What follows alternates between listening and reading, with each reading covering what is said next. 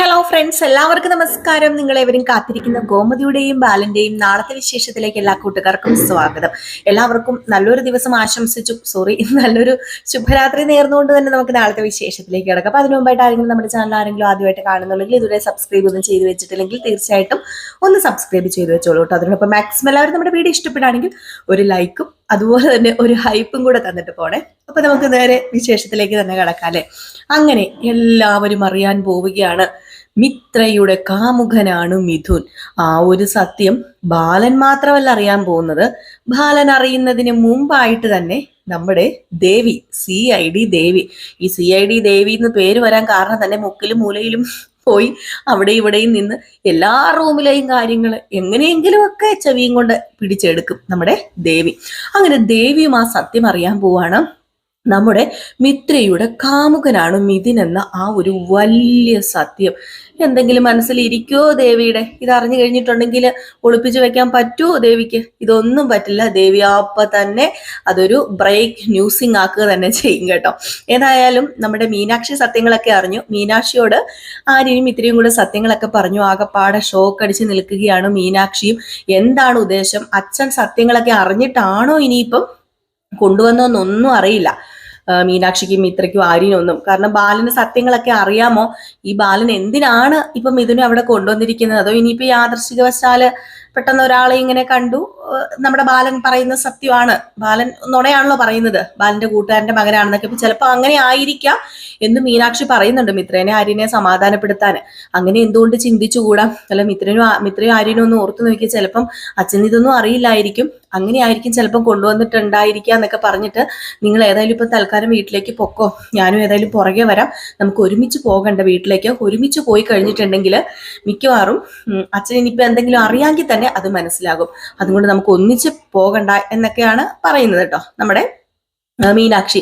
അങ്ങനെ ഇനിയിപ്പോ അടുത്തത് എന്ത് ചെയ്യണം ഏത് ചെയ്യണം എന്നൊന്നും അറിയില്ല. നമ്മുടെ മിത്ര ചോദിക്കുന്നുണ്ട്, ആര്യ ഇനിയിപ്പോ എന്ത് ചെയ്യാനാ, നമ്മൾ വീട്ടിലേക്ക് പോയി കഴിഞ്ഞിട്ടുണ്ടെങ്കിൽ ഇനിയിപ്പോ എന്താകും? മാത്രമല്ല, അന്ന് ഗുരുവായൂരിൽ നടന്ന സംഭവം മുഴുവനും അച്ഛൻ അറിഞ്ഞു കാണുമോ? ഇനിയിപ്പം എന്റെ കാമുകനായിരുന്നു മിഥുനെന്ന് അച്ഛൻ അറിഞ്ഞു കാണുമോ? എന്നെ തട്ടിക്കൊണ്ട് പോയ, ഞാൻ കൂടെ ഇറങ്ങിപ്പോയ, അന്ന് കല്യാണം മുടങ്ങിയ ആള് ഈ ആര്യനല്ല. എൻ്റെ പൊന്നോ, എനിക്ക് വയ്യ, ഞാൻ ഇനിയിപ്പോൾ എന്താ ആര്യ ചെയ്യേണ്ടത്? അതെല്ലാം നടത്തിയത് മിഥുനും ഞാനും കൂടെ ചേർന്നാണെന്ന് മനസ്സിലായി കഴിഞ്ഞാൽ എന്നെ രക്ഷിക്കാൻ വേണ്ടിയല്ലേ ആര്യന് ഈ വിവാഹം നടത്തിയതും ആര്യൻ എന്നെ ഏറ്റെടുത്തതെന്നൊക്കെ അറിയില്ലേ? അത് മൊത്തം എനിക്ക് വയ്യ ആര്യ, എനിക്ക് വിറയ്ക്കുക. ദേ, അവൻ ചത്തുപോയിരുന്നെങ്കിൽ ഇത്രയും പ്രശ്നമില്ലായിരുന്നു.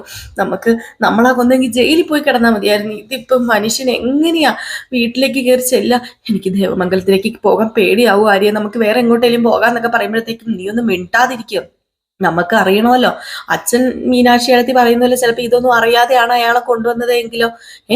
ഇതൊന്നും അയാൾ മിഥുനാണ് എന്നൊന്നും അറിയാതെയാണ് അച്ഛൻ കൊണ്ടുവന്നതെങ്കിൽ ഒരു പക്ഷേ നമ്മൾ ഈ പേടിക്കുന്നൊക്കെ വെറുതെ ആയി പോകില്ലേ? അതുകൊണ്ട് നീ ഒരു കാര്യം ചെയ്യേ, നീ ഇപ്പം സമാധാനത്തിൽ ഇരിക്കുന്നൊക്കെ പറഞ്ഞിട്ട് ഇവര് നേരെ വീട്ടിലേക്ക് ചെന്ന് ഇറങ്ങുകയാണ്. അങ്ങനെ വീട്ടിൽ ചെന്ന് ഇറങ്ങുന്നു. വീട്ടിൽ ചെന്ന് ഇറങ്ങി കഴിഞ്ഞപ്പോഴത്തേക്ക് നമ്മുടെ ഗോമതി ചോദിക്കുന്നുണ്ട്, അല്ല മക്കളെ, നിങ്ങൾ ഇതിപ്പോ എങ്ങോട്ടാ പോയത്? ഞാൻ നിങ്ങളെ തപ്പി തപ്പി മടുത്തു. വന്ന ഉടനെ ഇത് എങ്ങോട്ടാ ആര്യ നീ ഇറങ്ങിപ്പോയത്? ഇവളെയും കൂട്ടിക്കൊണ്ട് എവിടെ പോയതായിരുന്നു? ഒരു ചായ പോലും കുടിക്കാതെ. അപ്പൊ നമ്മുടെ ബാലൻ വന്നിട്ട്, ചായ പോലും കുടിക്കാതെ പരവശപ്പെട്ട് ഓടിപ്പോയത് എങ്ങോട്ടാ? അല്ല, ആ കിടക്കുന്ന പയ്യനെ കണ്ടതും ആണല്ലോടാ ആര്യ നീ ഇറങ്ങി ഓടിയത്. അല്ല, എന്താ വല്ല മുൻപരിചയമുണ്ടോ എന്നിങ്ങനെ ചോദിച്ചപ്പോഴത്തേക്കും, അത് പിന്നെ എനിക്കൊരു പരിചയമില്ല. അല്ല, ഇനിയിപ്പം മിത്രയ്ക്ക് വല്ല മുൻപരിചയമുണ്ടോ? അതിന് ഞാൻ ആ കിടക്കുന്നയാളെ കണ്ടില്ലല്ലോ അച്ഛാ. ആ ആയിക്കോട്ടെ ആയിക്കോട്ടെ എന്നൊക്കെ പറയാണ്. എന്നിട്ട് നമ്മുടെ മിത്ര പേടിച്ചു വിറച്ച് നേരെ റൂമിനകത്തേക്ക് പോവാണ്. അതിനകത്തേക്ക് തന്നെ നമ്മുടെ ആര്യനും ചെന്ന് കയറുകയാണ്. അങ്ങനെ മിത്ര ആകെപ്പാടെ പേടിച്ചു വിറച്ചിരിക്കുകയാണ് കേട്ടോ. അങ്ങനെ മിത്രയോട് ആര്യം പറയുന്നുണ്ട്, നീ ടെൻഷൻ അടിക്കാതിരിക്കുക, നീ ഇങ്ങനെ ടെൻഷൻ കൂടുതൽ കൊടുത്തു കഴിഞ്ഞിട്ടുണ്ടെങ്കിൽ പെട്ടെന്ന് കാര്യങ്ങളൊക്കെ എല്ലാവർക്കും മനസ്സിലാകും, അതുകൊണ്ട് നീ ടെൻഷൻ അടിക്കാതിരിക്കാനൊക്കെ പറയാണ്. അപ്പൊ ഇതിനിടയ്ക്കായിട്ട് മീനാക്ഷി വീട്ടിലേക്ക് എത്താണ് കേട്ടോ. അപ്പൊ മീനാക്ഷി വീട്ടിലേക്ക് എത്തുന്നു. മീനാക്ഷി എന്താ നേരത്തെ വന്നത് എന്നിങ്ങനെ ഗോമതി അന്വേഷിക്കുന്നു. അങ്ങനെ ഗോമതിനെ പിടിച്ചു വലിച്ചുകൊണ്ട് നമ്മുടെ മീനാക്ഷി പോയിട്ട്, അമ്മയ്ക്ക് അറിയാമോ ഇവിടെ ആരാ വന്നിരിക്കുന്നതെന്ന്? അമ്മയ്ക്ക് ചെറിയ ആശ്വാസമുണ്ട്. ഇവിടെ വന്നിരിക്കുന്ന ഏതായാലും അച്ഛൻ അവിഹിതത്തിലുണ്ടായ മോനൊന്നും അല്ല, അതുക്കും മേലെയാ എന്നിങ്ങനെ പറഞ്ഞപ്പോ, എന്താ മോളെ, എന്താ, അതാരാ? അത് വേറെ ആരും അല്ല, നമ്മളെ എല്ലാവരെയും പറ്റിച്ചിട്ട് മിത്ര ഒരുത്തന്റെ കൂടെ ഇറങ്ങിപ്പോയല്ലോ. അവനിൽ നിന്ന് ഒരുപാട് പാടുപെട്ടാണല്ലോ നമ്മൾ രക്ഷിച്ചോണ്ട് വന്നത്. ആരെ? മിത്രേനെ. അതൊക്കെ അമ്മയ്ക്ക് അറിയാലോ. ആ അതൊക്കെ അറിയാം. അല്ല, അവൻ ആരാണെന്ന് പറ മീനാക്ഷി. വേറെ ആരുമല്ല, അത് അത് അതാണ് മിഥുൻ, നമ്മുടെ മിത്രയുടെ പഴയ കാമുകന്. ഇത് കേട്ടതും ഒരു ഒന്നൊന്നര ഞെട്ടലായിരുന്നു നമ്മുടെ ഗോമതിക്ക്. ഇത് മാറി നിന്ന് നമ്മുടെ ബാലൻ കണ്ട് ആസ്വദിക്കുന്നുണ്ട് കേട്ടോ. ആഹാ, എല്ലാവരുടെയും കള്ളത്തരം ഞാൻ കയ്യോടെ പൊക്കി ഇത്രയും ദിവസം എന്നെ പറ്റിച്ചു മുങ്ങി നടക്കുകയല്ലായിരുന്നോ? നോക്കിക്കോ, എല്ലാവരുടെയും മുഖഭാവങ്ങൾ ഞാൻ ഓരോന്നായി മാറി മാറി കാണുന്നുണ്ട്.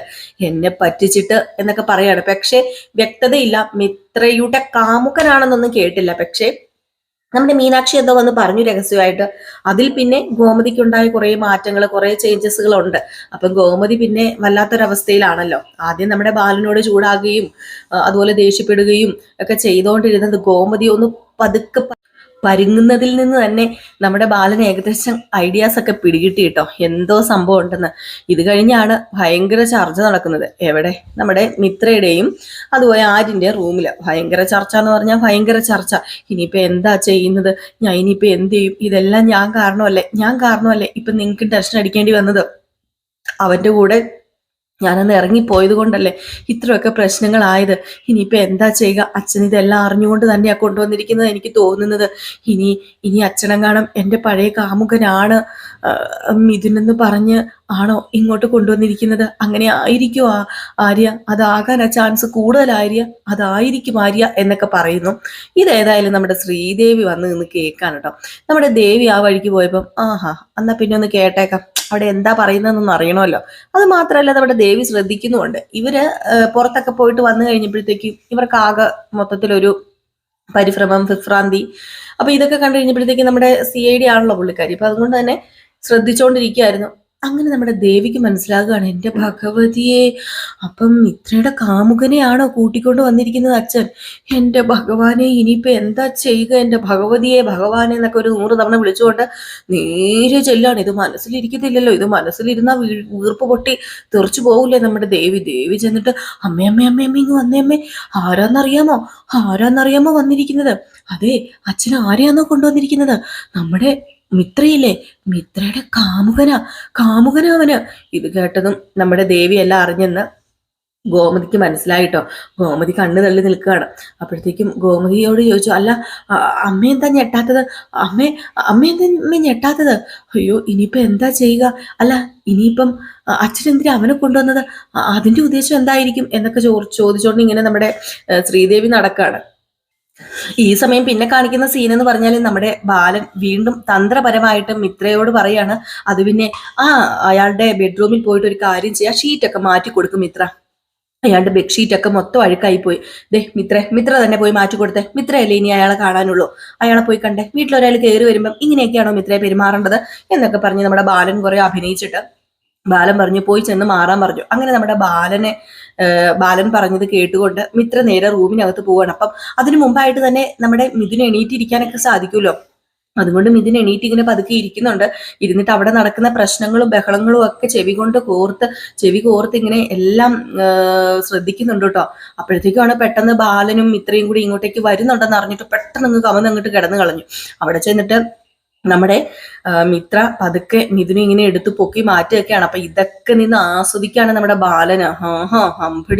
അമ്പടി കള്ളി, നിങ്ങളൊക്കെ എന്നെ പറ്റിക്കാന്ന് വിചാരിച്ചല്ലേ ഇത്രയും ദിവസം നിങ്ങൾ എന്നെ വട്ട് കളിപ്പിച്ചെങ്കിൽ ഞാനാ ഇനി വട്ട് കളിപ്പിക്കാൻ പോകുന്നതെന്ന്.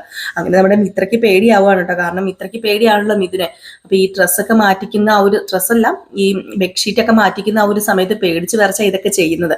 ഇതൊക്കെ കണ്ടിട്ട് എന്തോ സൈക്കോനെ പോലെ നിന്ന് ആസ്വദിക്കുന്ന ബാലൻ. എന്തൊക്കെയാണല്ലേ. ഇതിൽ നാളെ ഇത്രയും സീനൊക്കെയാണ് നമ്മൾ കാണാൻ പോകുന്നത്. അപ്പൊ കാത്തിരുന്ന് തന്നെ കാണാം ഇനി എന്തൊക്കെ സംഭവിക്കാൻ പോകും, എന്തൊക്കെയാണ് നടക്കാൻ പോകുന്നതെന്നൊക്കെ. അപ്പൊ എല്ലാവരും കാത്തിരിക്കുക. അപ്പം ഈ ഒരു കഥ കഴിയുമ്പോൾ നമ്മൾ അടുത്തതായിട്ട് ഇടുന്നത് നമ്മുടെ അലീനയുടെ കഥയുടെ പ്രമോ വിശേഷമാണ് കേട്ടോ. നാളത്തെ പ്രമോ വിശേഷമായിട്ടോ. അപ്പൊ അതുമായിട്ട് വരുന്നവരെല്ലാവരും ഒന്ന് കാത്തിരിക്കണം. അപ്പം നമ്മുടെ വീഡിയോ ഇഷ്ടപ്പെട്ടെങ്കിൽ തീർച്ചയായിട്ടും ഒരു ലൈക്ക് ചെയ്തിട്ട്, അതുപോലെ ഇപ്പൊ പുതിയൊരു ഓപ്ഷൻ ഉണ്ട്, ലൈക്ക് ചെയ്ത് കഴിഞ്ഞാൽ നിങ്ങൾക്ക് ഹൈപ്പ് ചെയ്യാൻ പറ്റും. അപ്പോൾ ഒരാഴ്ച 3 ഹൈപ്പ് അങ്ങോട്ടേ ചെയ്യാൻ പറ്റത്തുള്ളൂ. അപ്പം എല്ലാവരും മാക്സിമം ലൈക്ക് അടിച്ചതിന് ശേഷം ഒന്ന് ഹൈപ്പ് ചെയ്യാനും കൂടെ മറക്കരുത്. അപ്പൊ ടാറ്റ ബൈ ബൈ. നെക്സ്റ്റ് ഒരു അടിപൊളി വീഡിയോ ആയിട്ട് കാണാമേ.